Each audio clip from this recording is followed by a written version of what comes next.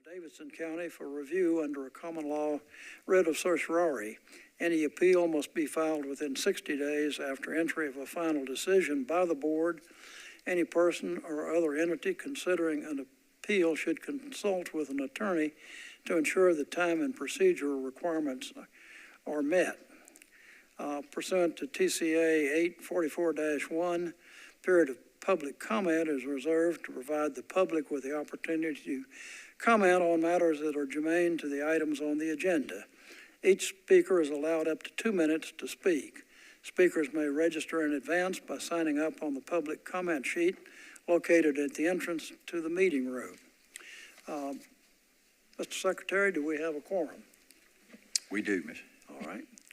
And the first item on business is, since we have the honor of having our mayor attend, is to have the comments of the mayor, and we may have a couple of questions for you, but please feel free to say whatever you'd like to. Great. Well, thank you, Mr. Chair. Thank you to Director Fisher.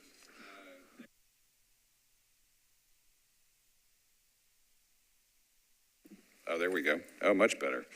Well, I'll repeat that. So I wanted to thank you, Mr. Chair. Thank you to also Chair Alicia Haddock, Director Fitchard, members of our Community Review Board, and apologies I can't stay for the entire meeting, but I'm happy to be available for questions here at the top, and thank you for making room for me at the top of the agenda. Your work and this board are important to me personally, but also to the mayor's office in the city, and it's important to all of us who in 2018 with our votes demanded that this body exist. This is also my opportunity to say thanks for your commitment to the mission to create an independent avenue for the public to express concerns and needs regarding our Metro Nashville Police Department, and to create pathways with the MNPD that build trust and drive constructive change for a safer Nashville for all of us.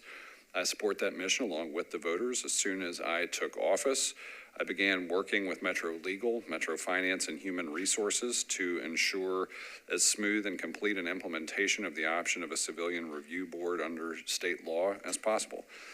We wanted to protect not just the process, but also preserve jobs and have as expansive a model here as updated state law will allow. Civilian oversight is important. I'm grateful to your efforts with Director Fitchard and her staff to get our civilian review board up and running as quickly as possible. And I'm here to say in the mayor's office, we'll continue working to act in accordance with the will of Nashville voters. And I want to thank this group for the push, and I appreciate how far we've come in a short time frame in establishing the CRB. As part of that establishment of this more recent evolution from what was originally established as a community oversight board, I want you to know that I'm supportive of the efforts to have a memorandum of understanding in place with our MNPD. I see this as a way for the staff of the CRB and for MNPD to establish a working relationship that enables meaningful communication, develops process and procedures for exceptions, and overall sets the stage for the CRB to be successful in accomplishing outcomes of completed investigations and positive reforms that I believe we all collectively desire.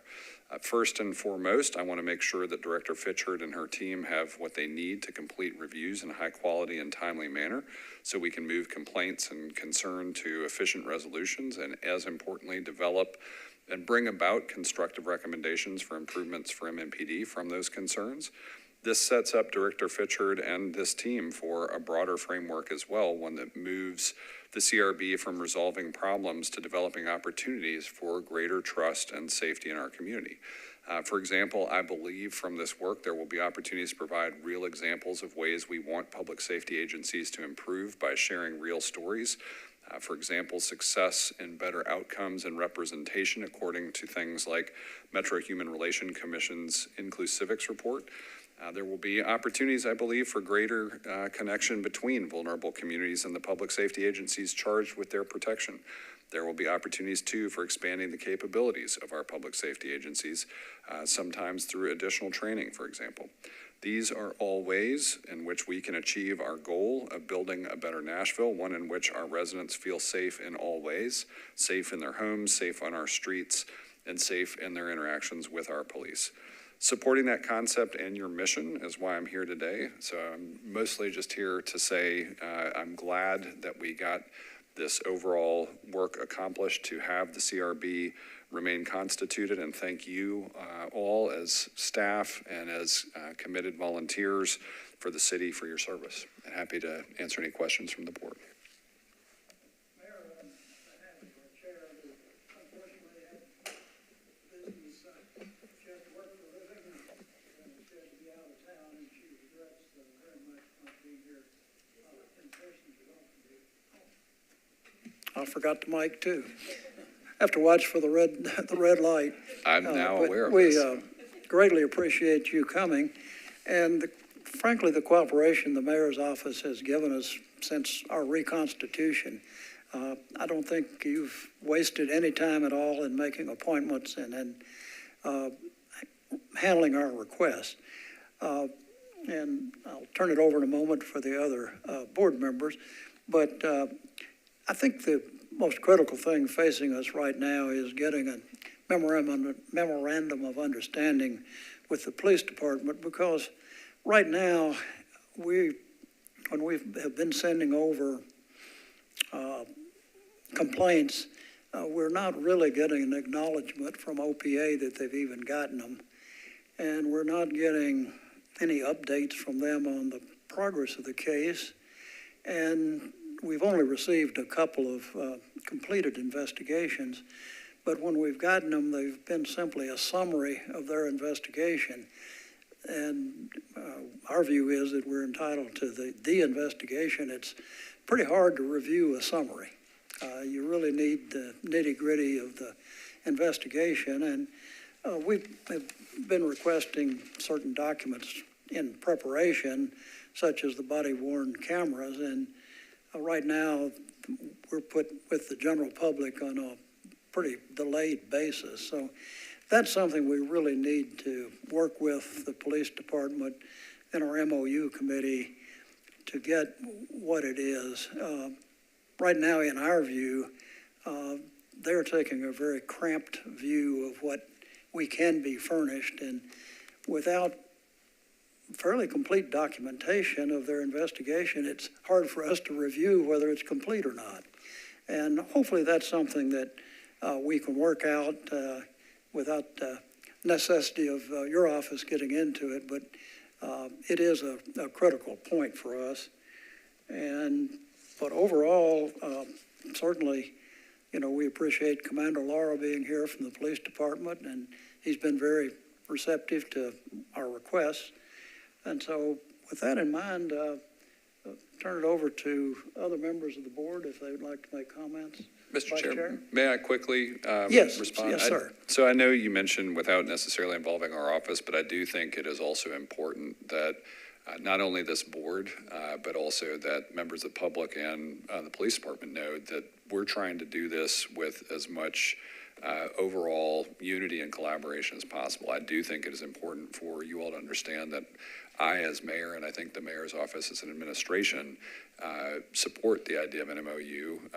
I can tell you our legal director knows of my interest in getting this done, and Chief Drake is also aware of that, and I believe has committed to this, and I think we are making progress toward that goal. So I think we will get there in short order, and our office will stay involved until we do. Thank you. Mr. Holloway? Before I go, I would like our director, Jill. She's on the front line, and let her explain what her department is going through. Hi, Mr. Mayor. Thank you so much. I appreciate the kind words, and I thank you for your support that you've continued to give us in making certain that the city has options when it comes to filing police complaints. As they've all mentioned, the MOU is critical to the work that we're doing, and so I'm looking forward to that first step because we can't move forward without knowing how the two agencies will work together. And so, and with hiring of a new outside counsel, I think that that's going to help us. And so that's pretty much what we've been going through in that regard. Mr. Brown basically mentioned about the record situation, so I don't need to rehash that. But yeah, so the MOU is critical to the work that we're doing. So thank you. Well, and I appreciate Chair Brown and your insight there, and I think it also does speak to why we're invested in making sure we get this done. Right, and we want to be involved. I appreciate, I haven't told them yet about the LPR invitation that the mayor's office has invited us to be a part of those conversations. And so some of our team is over at the Coleman Recreation Center on a panel with the mayor's office and community members. And so I appreciate that collaboration. Hopefully we can continue that. I think it's important to all of us, public safety and community safety for our city and the citizens here. So thank you. Appreciate it. You're welcome. Thank you. Now, my turn. Mr. Mayor, my basic concern are the citizens of the community. We had a large number of people that came out and voted for this board. And because they had not been heard, and a lot of people cannot afford attorneys and have representation. And so they came out in large number. Enough number could turn an election around. If you multiply it by 3, it can make a big change. But we don't want that to happen. We want you to be a second-time mayor. And we want to work with you, and you work with us and give us a strength so we can work with the police department. It takes a group to take care of our neighborhood. And not necessarily a registered voter, but a citizen in Davidson County, period, has the right to have respect and be an honor to be able to live here and be respected. You know, you got a citizen that's employed by Metro government that's being disrespectful. That's something we don't tolerate. And I understand that situation. I did it for 35 years. And so hopefully after tonight, the process will speed up. And we appreciate you taking out your time to come by and talk with us. No, I appreciate that, Mr. Vice Chair. And again, to the chair's point, I mean, while I don't think we want to, be in a position where we're micromanaging this process, we do want to be in a position where the mayor is publicly supportive of this board. And I want you all to understand that I'm personally publicly supportive of ensuring that we get this MOU done because we know it's important to your work. And I think we will have a collaborative spirit underway as we pursue that. Other members of the board, let me just start. Ms. Beard. Hello, Mayor. My name is Mary Beard. We appreciate you coming this evening to speak with us. I think my fellow board members have reiterated our concerns about the MOU. We appreciate your support and the continued collaboration between the police department and our board to make sure that the citizens of Nashville are heard, and as Board Member Holloway said, that all of our citizens feel respected in our city. And I do think that this board has a role to play in increasing not just public trust, but actually public safety outcomes as well, so we appreciate that. Okay. Mark?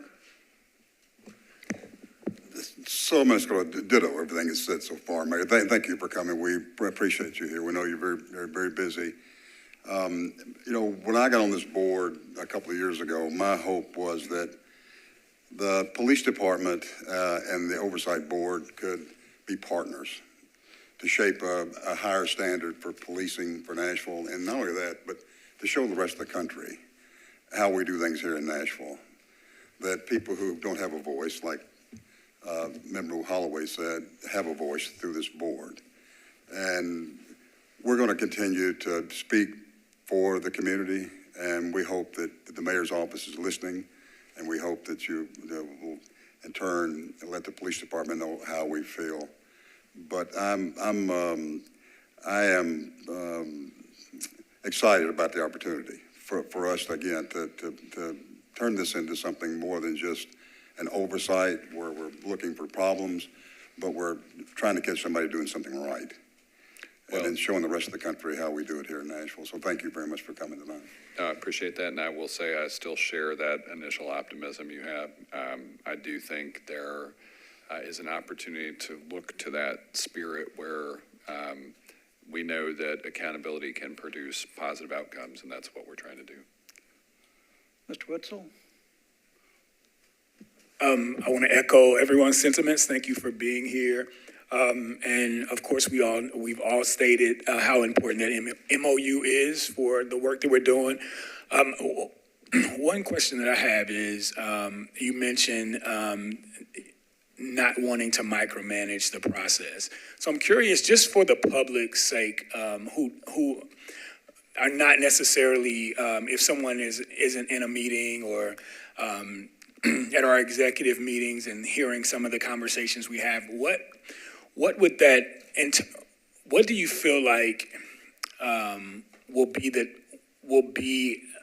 what would it look like for you to have to get involved on that level? No, I think more often than not, it would be if I were hearing from any of the parties involved, because I think, to Director Fisher's point, we expect you all to have independent counsel. We know that we've got Metro Legal. We know that the MMPD, there are three core parties here within Metro, and if anybody were to say at some point, we think this is stuck somewhere very often, and it's not just here. If there are scenarios that involve multiple departments, multiple parties, often in partnership, that something does get stuck, that is where either I or our office tend to get involved. And so my sense right now from talking to people before this evening is we are seeing progress, but if we saw progress stall out, I would intervene at that point. Thank you. Mr. Mayor, first, I'd like to thank you for reappointing all of us. I'd be remiss if I didn't do that. Second, thank you very much for your remarks. I am confident this board will approach negotiations in good faith. I am hopeful, have no expectation otherwise the police department will as well. I'm hopeful we can work a lot of stuff out, and I think your remarks will encourage both of us in that direction. And I think being able to come to you if we're stuck is going to help a lot as well. Thank you very much. Well, We'll see where we go. I appreciate that, and I will say, as I arrived tonight, I arrived with quite a bit of optimism, even in the moments that have led up to this. And I know it was a challenge. I know last summer was a challenge as we knew we had to adapt to things as we took office. We knew we had a very tight window, including the appointment process and the staffing process, and we knew we had a complexity to sort through. But I think now we've got a good, stable operating platform, and so I think at this point we can move through this with urgency, but I think we can get to your point, to an outcome where everybody is approaching this in good faith. Thank you. Mr. Mayor, again, on behalf of all of us, I certainly appreciate your taking your time out of your schedule. I know you've got a plate full of things, and I think one concept sometimes is that the board is anti-police, and that is not our intention or our function. In fact, under the old board, we actually exonerated the police department in, I didn't do an exact count, but a majority of the cases. And our job is just simply to review, and if they've done a good job, great. If there's something that needs to be done, then we have the authority to request additional things. And so we don't look at it as an adversary position, and we want to cooperate, but in order to do it, we've got to get more records. You can't review an empty record, and I think that's the biggest obstacle we have, and we look forward to our committees working with that, and with Metro Council and with our council. And I must say, I think Metro Legal has been helpful, and we have an advisor from them here for matters that don't have a conflict. So overall, it's working. It's like, I think, anything in government, and I've been 60 years with it at all levels, and it grinds slowly sometimes, but I think we're all getting there, and with your cooperation, we hope to continue to do an excellent job.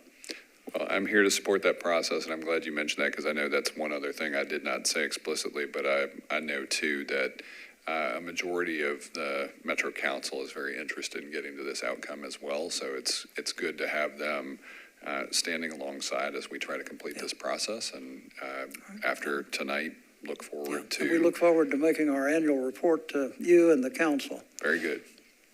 Thank you all. Thank you, Director Fitcher, and thank you to all. And again, I'm sure I can verify the busy schedule, but I know that this is something that you all on the board commit to as volunteers and appreciate your service. And I know Director Fitchard and her staff are committed to this and appreciate their service to the public as well. So thank you all. Thank you so much.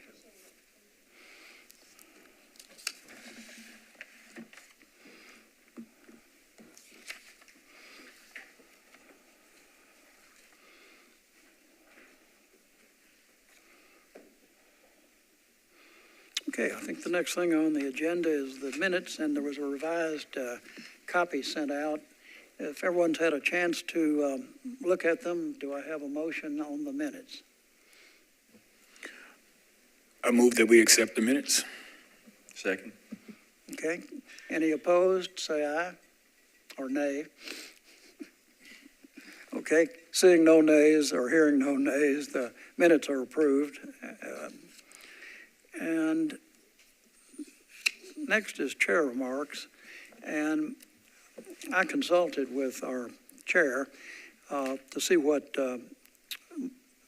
items she would like covered, and I've covered several of her issues with the mayor, but she obviously regretted her absence, but she has to work for a living. And she's indicated we obviously need the mayor's support, and he's told us that he's going to provide that.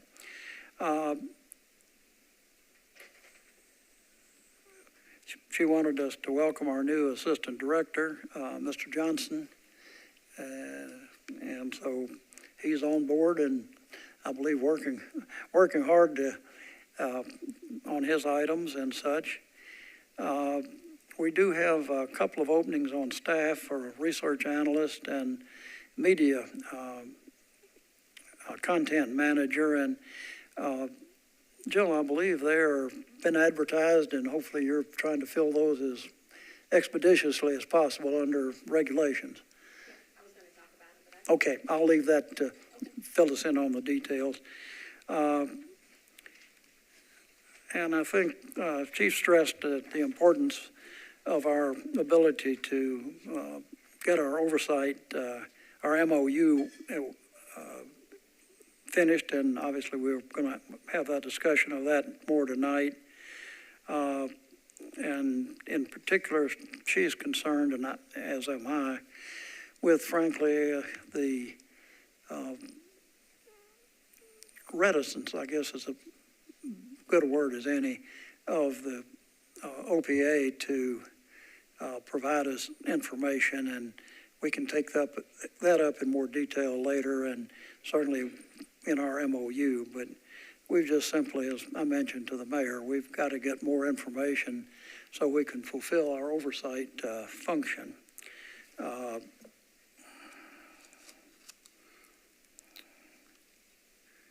And I think one of the things we need to do is also get our paperwork in order, and I know Assistant Director Johnson's working on that, but to have what we used to have was sort of the 6-month report, that we have a document that helps the board understand where we are in the process, and so we can identify choke points and can stress that. And of course, right now, the biggest choke point is OPA, and the view that they essentially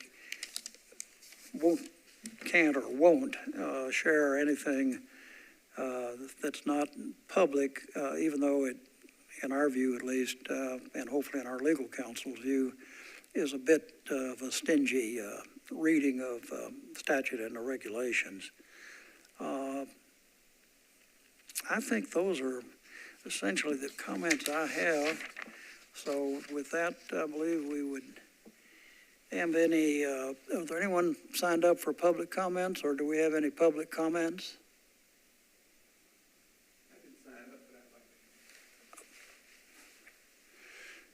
Welcome back.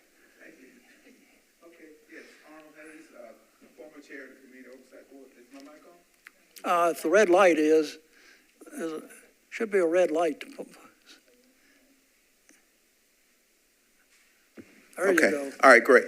Okay, and hello, everyone. It's great to see you all. Great work, and I always want to come to the meetings and support. But I mainly came up because I wanted to recognize the historic nature of what just happened with the mayor attending a community oversight board meeting. To my knowledge, unless it happened when the board was getting started, I don't think there's ever been a mayor that's attended a community oversight or community review board meeting. And I think that makes a big statement as far as support. And I just encourage the mayor to not let this just be one time, but, periodically commit to attending the community oversight meeting. And I also would encourage council members because, you can say you're supported, but sometimes unless you show up, you're not really supported. And I do also want to point out, because I mentioned this a number of times, is that if we looked at an organizational chart, both the Community Oversight Board and the Police Department are under an umbrella of the mayor. So when it comes to high-level management and making sure that departments have at least a minimal level of cooperation, I think those are some of the things that need to happen. But again, I did want to recognize that was something that was very important, and I'm happy to see that. The mayor's only been in office less than a year, and he's attended a community oversight board meeting. Thank you. Thank you, sir. And we thank you for your former service and hope at some point to see you again. Thank you. I'd like to come back. All right, I believe that takes us down then to the executive director's report. All right, good evening. I'm going to cover a couple things. We didn't have a whole lot more to cover. Mr. Brown took care of some things, so I'm happy about that. I'll start with the staff vacancies. We do have 3 positions. 2 of them are online currently. The first one is the senior research analyst position, and then the second one is a new position for us. It's the media content manager. We'll handle all of our social media platforms and help with the public information at this point. We will post our third, which is our final vacancy, next week, and that's going to be a research analyst 1 position. Hopefully we'll get all of these filled before the end of the fiscal year, and so that's our hope, because we'll know, I guess, on May the 1st, whether or not we're going to get a couple or anything that we requested in the new budget. So if not, but we will still have all of these positions filled, and we will have a full staff at that point. The second thing is our move. So our lease expires at the end of May. There is a lease agreement floating around between General Services and the location. And so they had to send the lease back for some changes in it because it left out some things that they needed to be included and get that approved for the amount of the term of the lease. So there was some language that needed to be changed. My understanding is once it comes back from the building owner or the property manager or whoever has it, then it would go back to General Services and then to the council, because it has to go through 3 readings at that point. So I'm hoping that will happen. I'm assuming that there's already been conversation between Washington Square and General Services about the extension of our lease. So then if not, we'll be I don't know where we'll be, but I think that we'll be able to stay there for at least another month or 2 while they work through that, because they also have to do a little bit of building out in the new location. We went over there, Mr. Johnson and I, last week, and it's already together. It just needs a few little items, some built-in cabinets and stuff like that they said they would do. So that's not going to be a big deal. It's not going to stop the progress. The next thing is the mayor's office did invite us.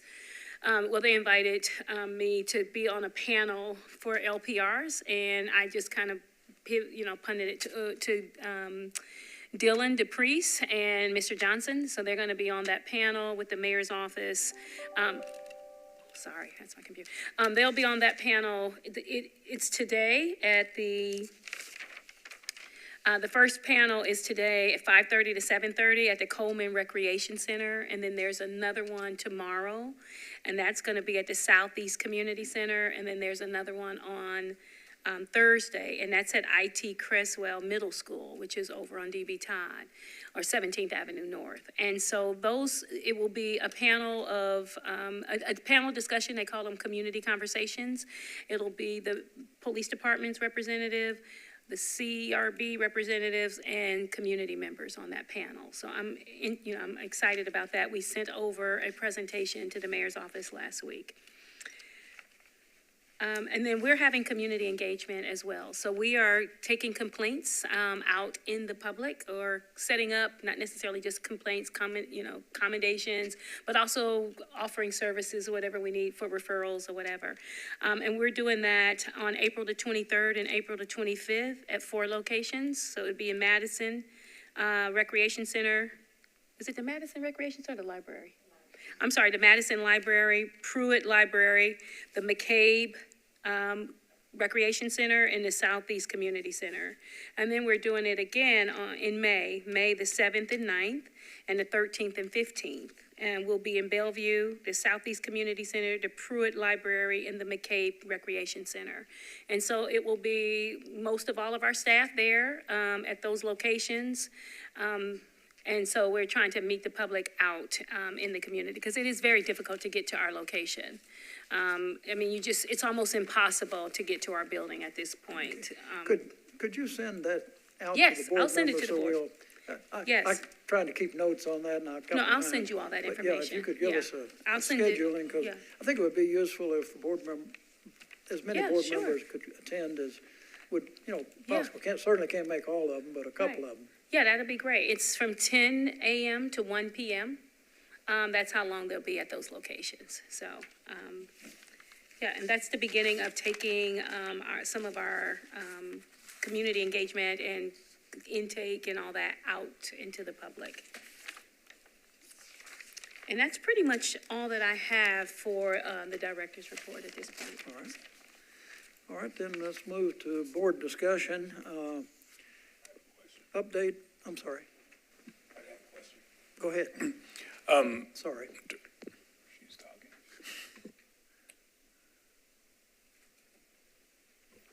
I just have a question for Director Fisher. The LPR conversation, is the same material being presented in those different conversations? It's just happening in different parts of the city? Is that correct? Yeah, it's the same conversation.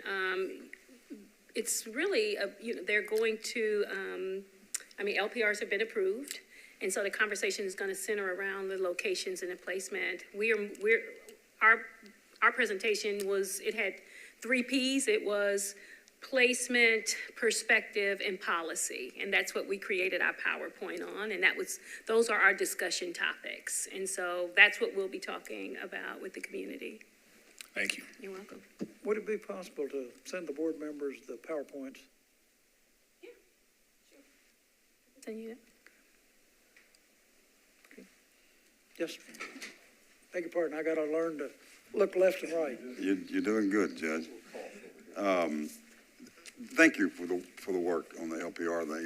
That's just been a constant concern of ours, that there's transparency in the placement and policy and other things that go along with it. I think it's a good tool, but the public has to trust it. I think you know that. How involved are they going to allow the board to get in those placement and policy and other issues? Do you know yet?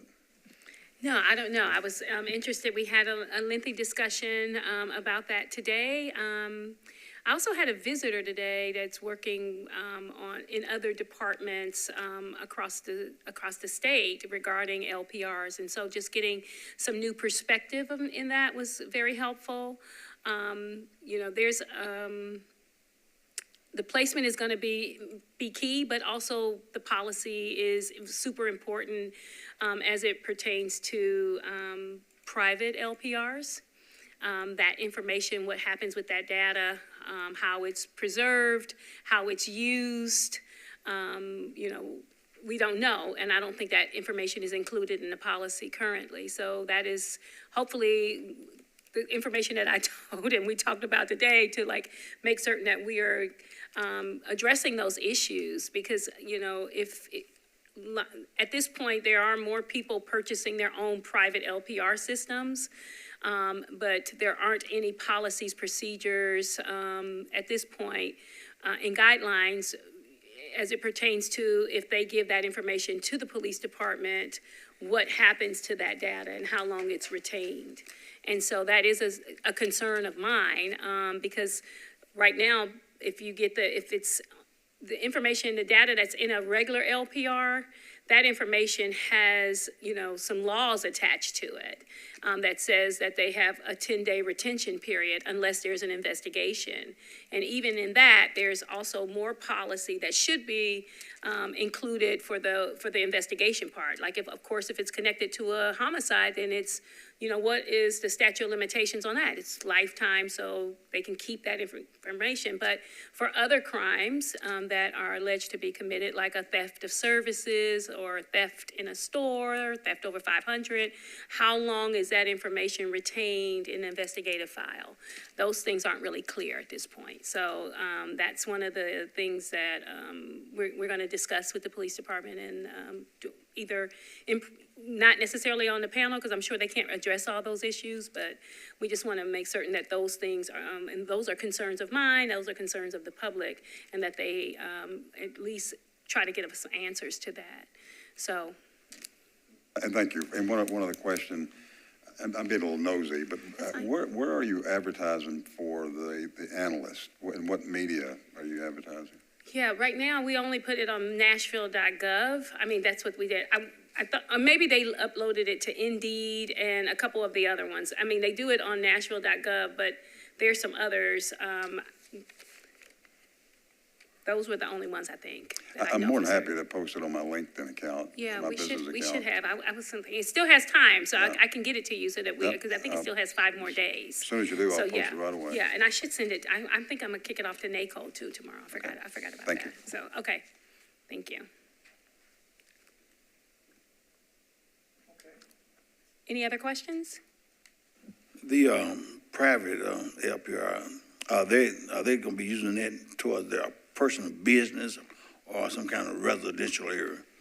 Yes, some people are using them in their in their residential area. Like, they've had break-ins, and and so what I was told from a person today was that a couple of their, more than a couple, like maybe there's 26 units, but 25 of them want the LPRs in their unit area or their neighborhood area.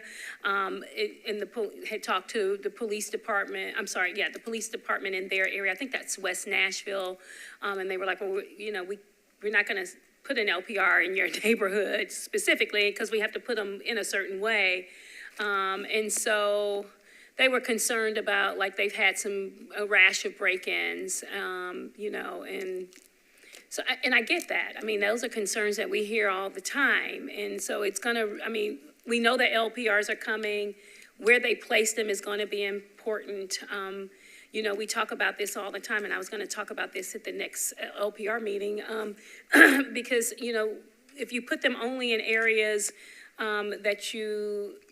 however I don't know exactly how they're making their determinations, but we know in the pilot program that they would put disproportionately in neighborhoods of color. And so we want to make certain that they're putting them in, and they're doing this thoughtfully.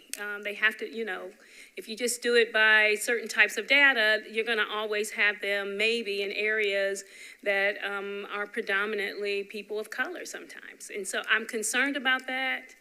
And I'm also aware that, like, you think about Green Hills, they had a lot of thefts in that area. They don't have LPRs there. You had smash and grabs at the mall. You had cars being broken into. You had a bunch of things happening, but LPRs were not in that area. And so, I think that that's going to be the conversation, that we are making certain that we are being very conscientious about where we're placing LPRs in this city. I think that, we're talking something to some of the citizens in the neighborhood. This private LPR thing could be great, but as long as you're not violating somebody's constitutional right. Right, absolutely. And what are they doing with the data that they have? And I think that goes back to the retention period and how that's being handled, and what happens to everyone's information once the police get it if it's not protected by the 10-day rule in the law.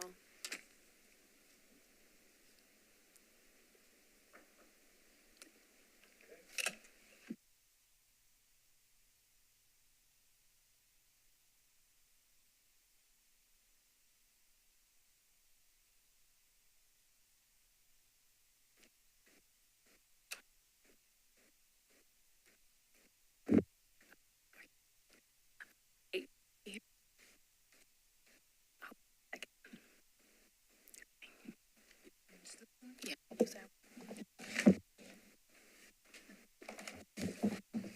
Okay.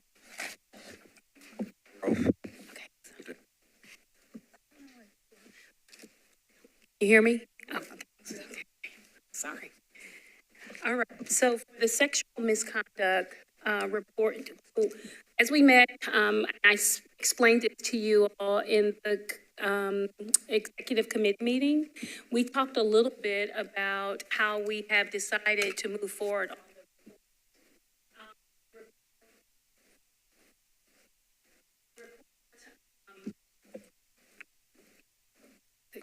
okay.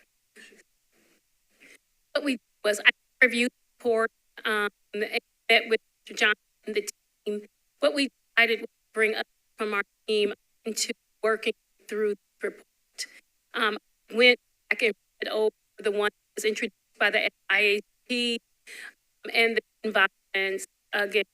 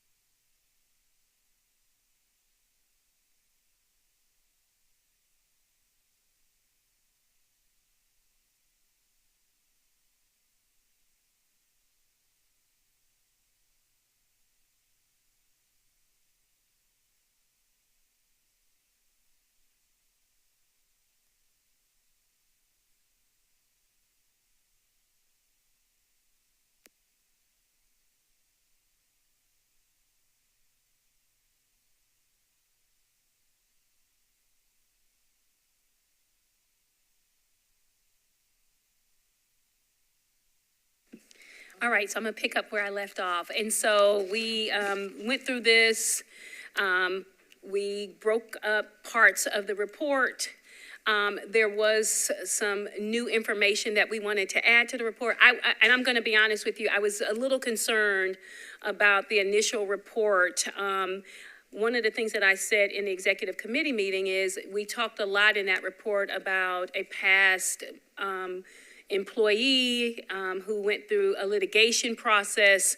I was concerned about continuing to drag her through this process and uncover her in that way. And so, we have decided mostly me, have decided that in this report that I like the structure of the IACP's policy. I like the structure of the End Violence Against Women International's policy, and one that, which is one that the DOJ supported. I thought it was strong. I thought that it would be a policy that could help our police department in this process, as well as overall our whole city. And so and we're working on that right now. We have groups within our agency working on it. I think they bring different perspectives. And we asked for an extension date of June.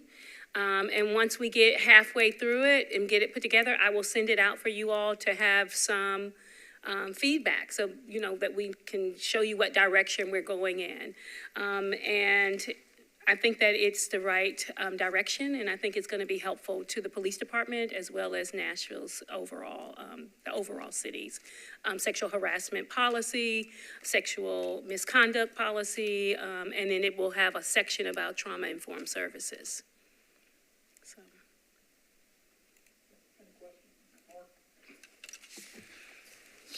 So, 2 weeks ago, Ending Violence Against Women International had their annual conference in San Diego. And I attended and presented a couple of workshops. And the director, Ann Burgess, had a long conversation with her, and along with Chief Tom Tremblay from Vermont. He was the director of state police.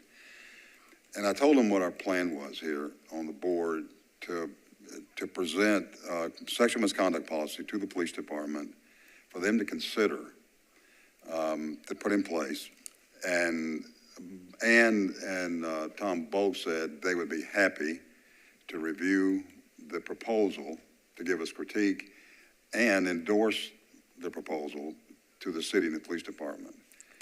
Chief Tremblay is the federal civil rights monitor for the Chicago Police Department. He's the one who's been working with them for the last 2 years to put their policy into place. But now the circumstances there are different because, you know, the need for a policy came out in the civil rights investigation. Now that's a little different than here. We're trying to get ahead of the game. So, you know, intelligent people learn from other people's mistakes, as they say. So whenever you're ready with it, staff, let me know, and I'll forward it to them right away. And they said they'd be more than happy to recommend it for implementation for the police department. Okay, I'll do that for sure, absolutely. Thank you for sharing that information.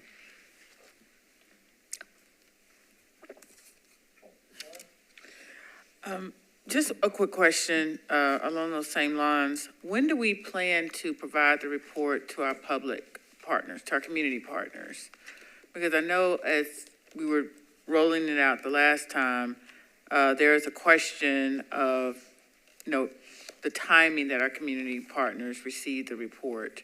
Mm-hmm. So I would like for that to happen somewhat simultaneous, recommending that that happens somewhat simultaneously so they can have time to review the report and to provide comments.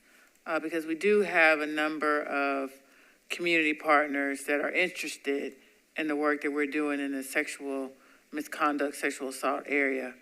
And I think it would be beneficial for them to walk along this path with us. Okay. And to make sure that they're actually, when we actually have the public review of the report at our meeting, to make sure they have ample notice to be able to attend and provide public comments if needed or if desired. Oh, yeah, absolutely. I appreciate that. And I think that when we get the draft, like a good draft, then that we'll send that out first. And hopefully that will be, hopefully by the end of May for sure.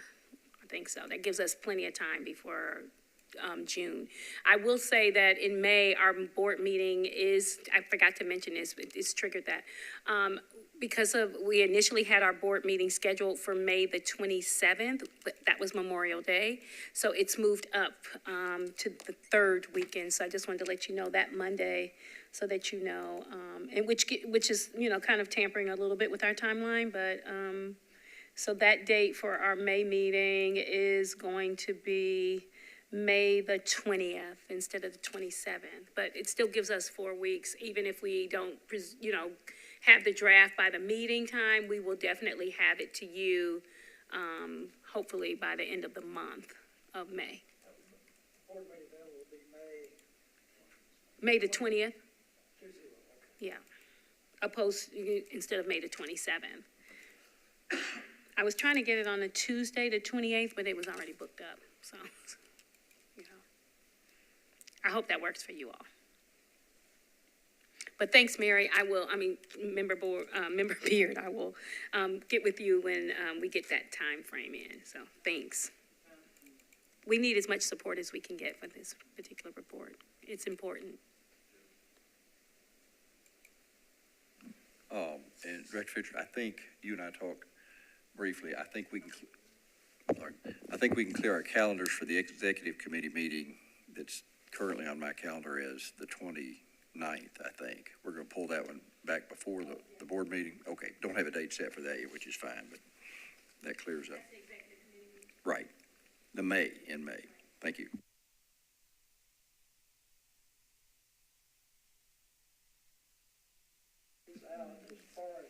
Yes, I screwed up my calendar a couple of times. right. A couple of it's been my fault, but on the other hand, Mm-hmm. I think we just need to be sure we get the stuff out as quick as we can.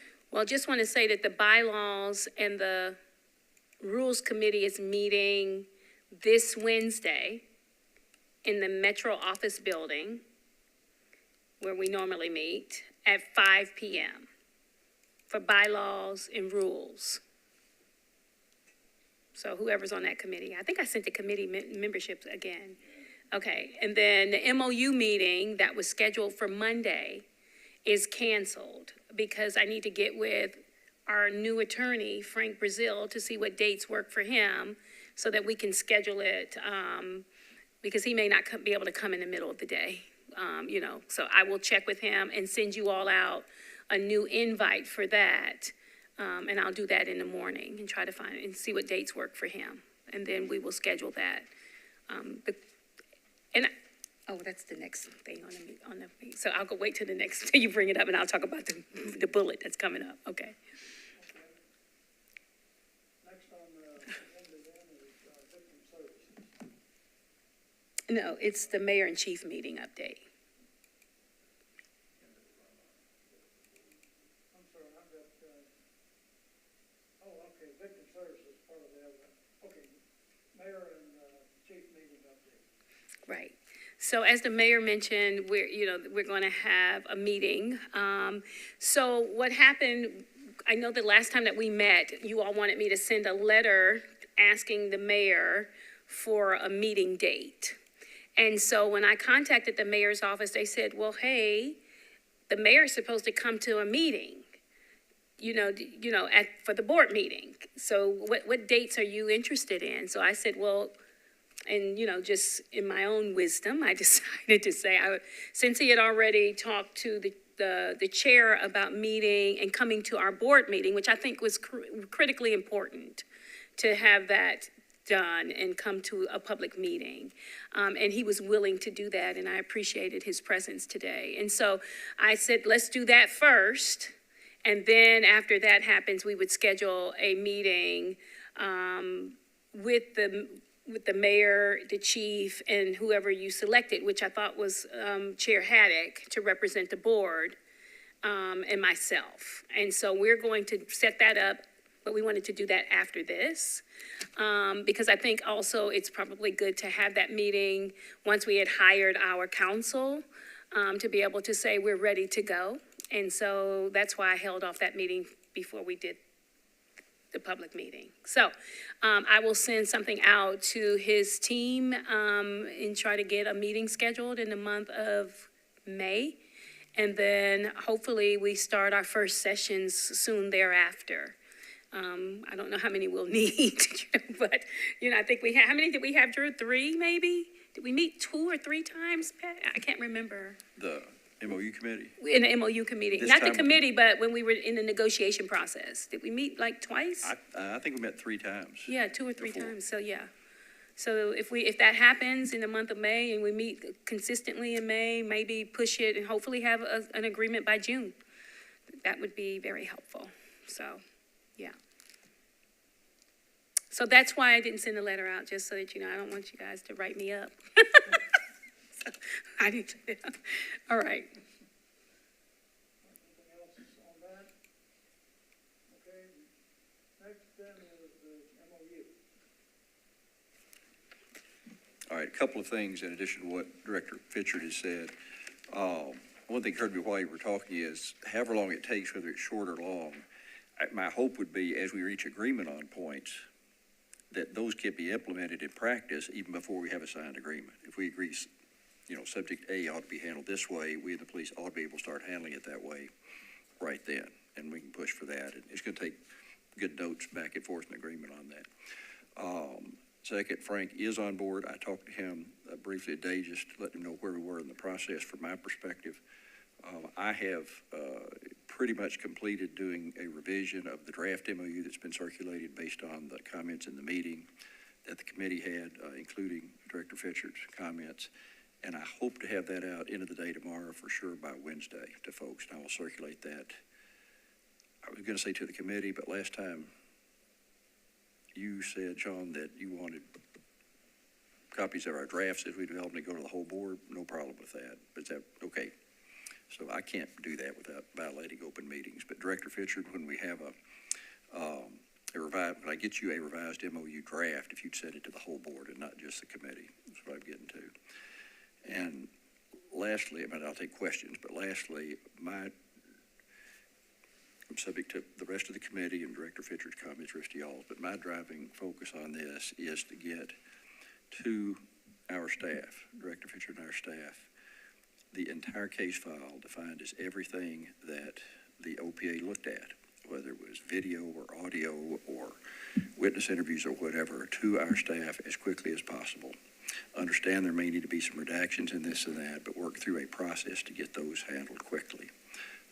And get our staff a complete file and the ability to start working without having to request and have stuff back and forth. There may be questions, there may be other things that show up for sure, but the starting process shouldn't be some back and forth of requesting stuff. It ought to be something that happens automatically. Or, people got to do it, but you don't have to wait on direction from somebody else at that point. There are a number of other issues to go over in there, notice on where the case stands, stuff like that.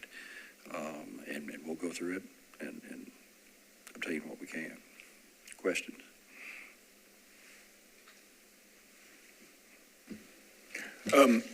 Can you remember about how long it took the last negotiations?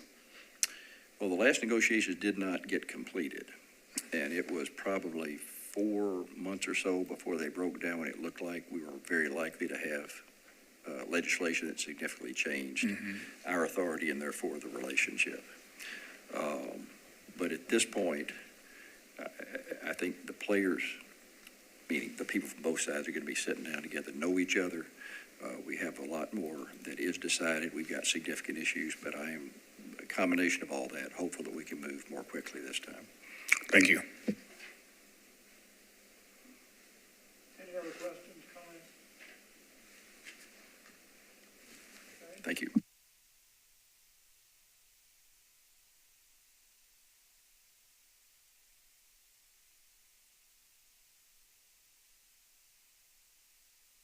I sent you all a case referral. This was the one that was created. We tried to run our old IA Pro, and it just came out all messed up. It wasn't right. So I can only go by what I sent you, but we do have an updated case. It just is, we're keeping them in both locations just in case we have a problem.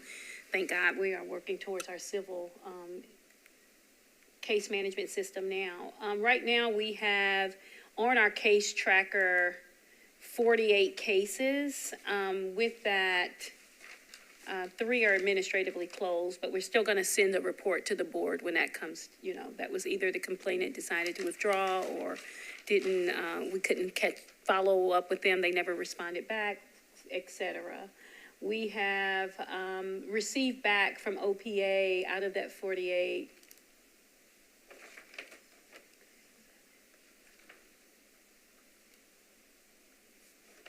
10 thus far. And that means that, so what that looks like is on some of them, we're still trying to get the records.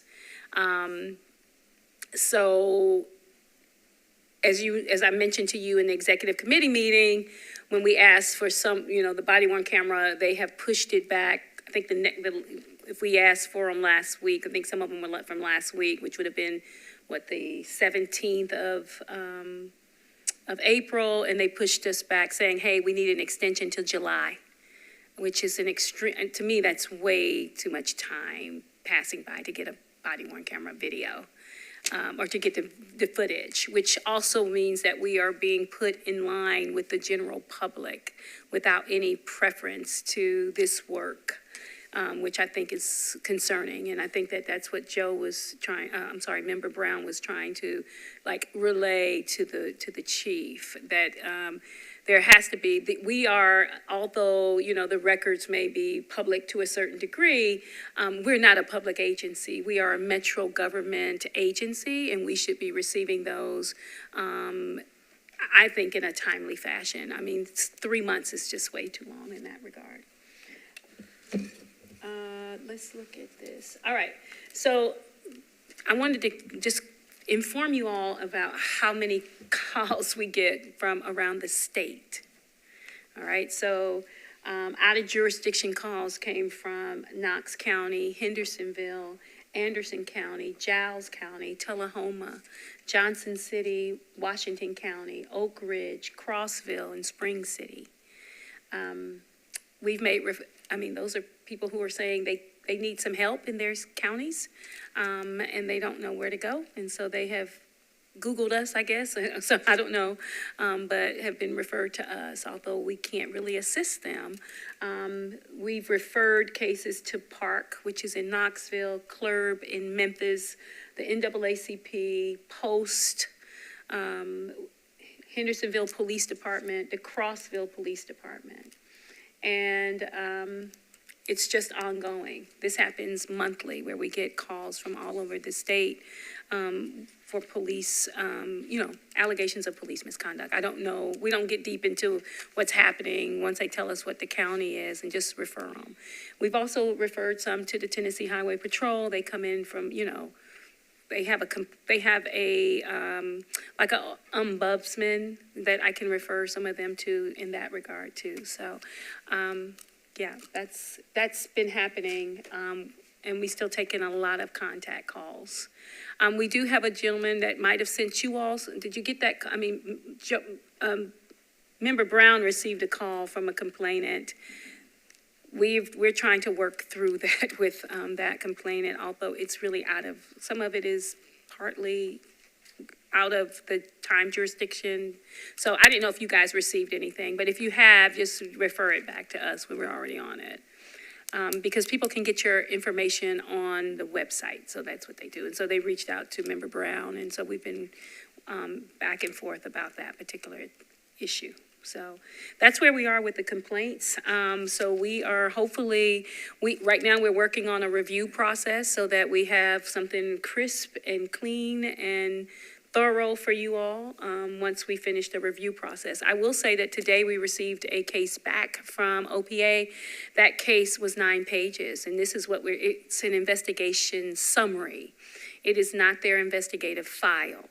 I know what their files look like because we received them in the past. And so this summary is not including everything in it. And then they want the second step. So they send it to us, and then they want us to make a request, which is another holdup, to make a request to their records department to get the records that they made the decision in their summary, right, in the investigation. So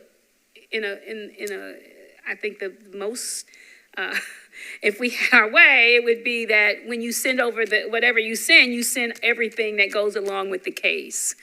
These steps, to me, are just roadblocks. It's not going to set us up for success. Following up on that, I agree with everything Director Fisher said. Specifically making us request a file, every time, that should be an easy thing to resolve. If it's not, we're going to hit the rocks early. The other thing is on the body-worn cameras, they're treating our request for those as a public records request. And if we have one that's not part of what they looked at as their case file, we can talk about that. If it's something OPA looked at as part of their investigation, that's part, in my opinion, that's part of the case file. Our request for it is not a public records request, and that needs to have a priority as a statutorily mandated production. And that's what I don't mind telling God and everybody that's watching, that's what we'll take into the negotiations. And again, if we can't reach agreement on that and are asked to wait 60 days for body-worn cameras regularly, it's going to break down early. Right. Thank you for the explanation regarding the summary, because when Member Brown stated to the mayor that we're only receiving a summary, that was a question I had of whether that was 1 page, 2 pages, what were the multiple pages? So thank you for explaining that. The other comment I would like to make is about the actual individuals outside of Davidson County that are contacting us. As we look to our new position, the media manager, that information as to how are they finding us, how are they learning about us, that might be good to use for that media manager to think about how we want to communicate with the community. How does what engines, search engines, or media does the community in Tennessee go to look for us? Mm-hmm. And so I think that information would be good to start saving in some way, and maybe that's a part of that new individual's duties to make sure that we understand how people are finding us, and we use that information to find them. Mm-hmm. Good point. Thank you. You're welcome. I have a question about that as well. Just out of curiosity, does anyone ever follow back up with you and share like any milestones or success stories after they've been referred to another agency? I don't think so specifically.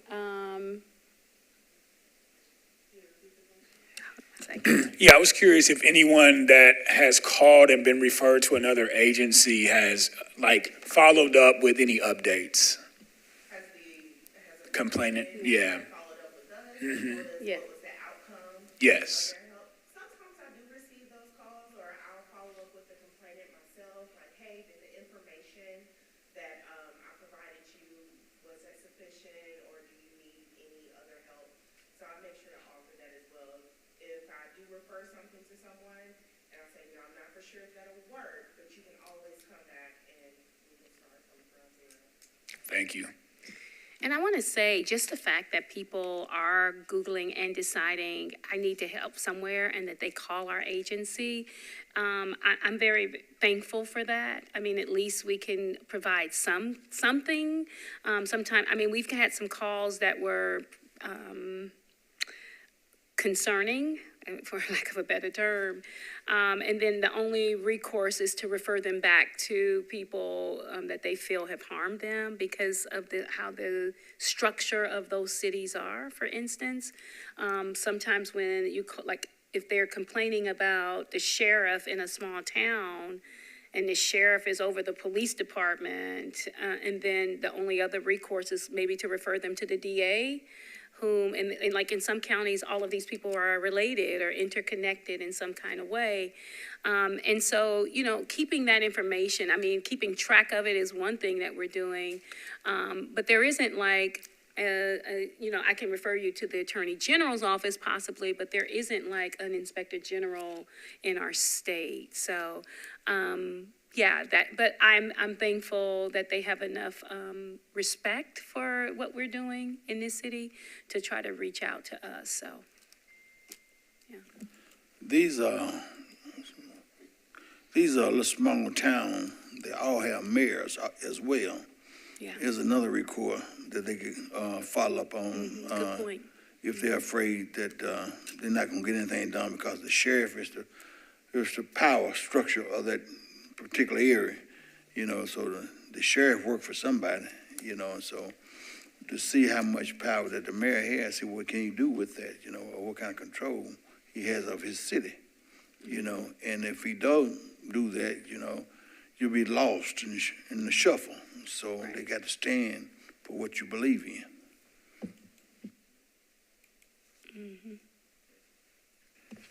So that, there's a positive and negative impacts when you call the police for a lot of people. That's true. I think we have to consider that, but I was wondering, considering the TBI has taken on statewide the responsibility of working police officers involved shootings, is that an option for referral? Yeah, we can definitely refer to the TBI. I was thinking of one that I think I did refer to the TBI, just one case, but it involved a shooting or something of that nature. But yeah, I mean, yes, we refer them to to as many people as we can. But yeah, we could probably use them. I need to maybe touch base with them to see if they have a process. They may have a tip line, but my understanding over the years that they don't usually launch an investigation unless the local district attorney Right. warrants it. I mean, we Right. don't have a criminal U.S. state attorney general here. Right. It's for civil issues, but considering people, trust them to work their police-involved shootings, this could be a possibility for some. Could be. Yeah, If we could do some collaborating with them, yeah. Just one further comment to that point. If they're looking for legal counsel, you can think about the Tennessee Bar Association. Okay. On their website, there has a listing of attorneys in the state if you are a member, and you have also the type of area of law that you practice, that individuals may be able to call them and get some type of assistance. Okay, thank you.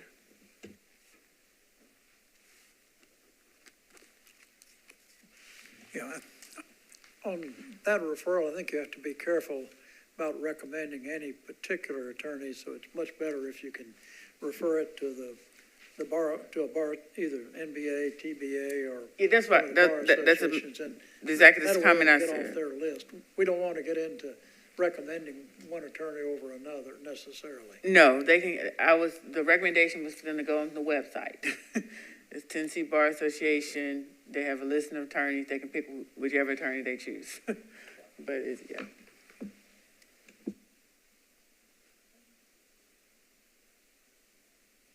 Next item then, if there's nothing else, is new business.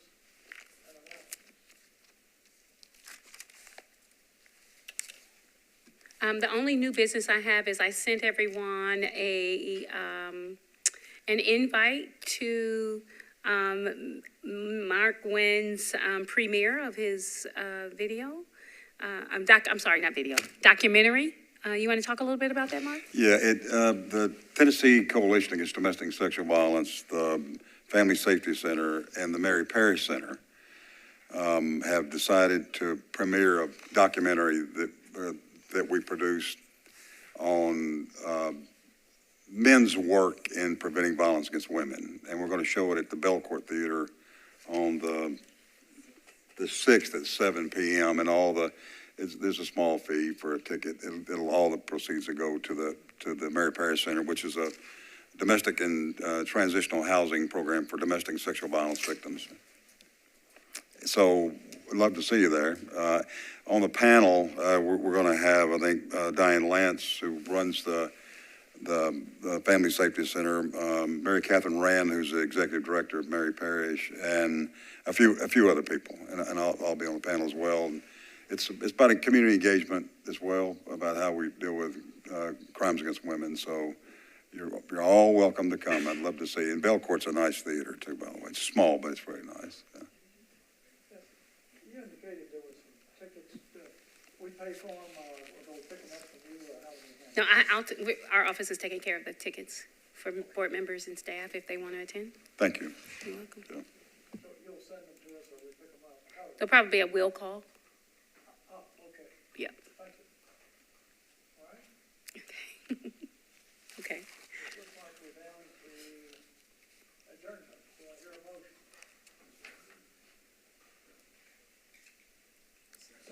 Second. Okay. Anybody opposed, you may stay, the rest of us will leave.